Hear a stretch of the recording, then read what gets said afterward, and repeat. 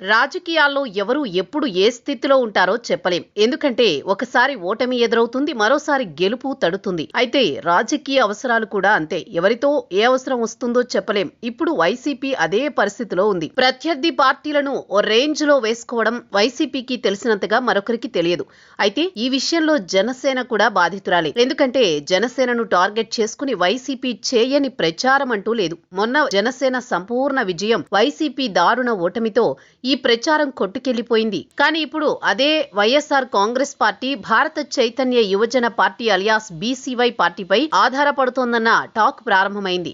ఆ పార్టీ అధ్యక్షుడు బోడే రామచంద్ర యాదవ్ వైసీపీకి మద్దతుగా మాట్లాడుతుండడం కొత్త రాజకీయ పరిణామం.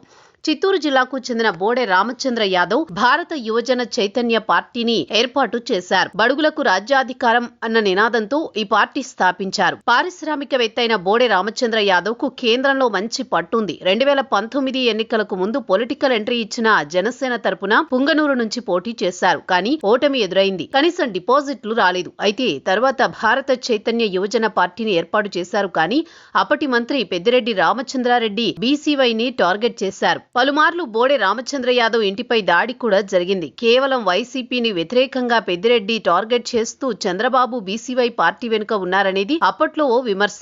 అయితే బోడే రామచంద్ర యాదవ్ పై ఓ రేంజ్ లో విరుచుకుపడేవారు పెద్దిరెడ్డి రామచంద్రారెడ్డి. ఆయన పేరును ప్రస్తావించేందుకు కూడా ఇష్టపడేవారు కాదు. పూజకు పనికిరాని పువ్వు అని సంబోధించేవారు.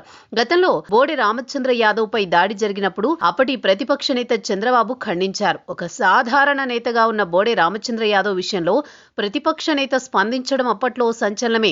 కనీసం బీసీవై పార్టీ ఓ పార్టీయేనా అని వ్యాఖ్యానించేవారు వైసీపీ సామాన్య కార్యకర్తలు. కానీ ఇటీవల ఎందుకో బోడే రామచంద్ర యాదవ్ రూటు మారింది. టీడీపీని విపరీతంగా వ్యతిరేకిస్తున్నారు. వైసీపీ అధినేత జగన్ విషయంలో సానుకూలంగా ఉన్నారు. వచ్చే ఎన్నికల్లో కూటమి కట్టాలని జగన్ భావిస్తున్నారు. అందులో భాగంగానే బీసీవైని కూటమి ప్రభుత్వంపై ఉసిగొలుపుతున్నారన్న టాక్ పొలిటికల్ వర్గాల్లో వినిపిస్తోంది.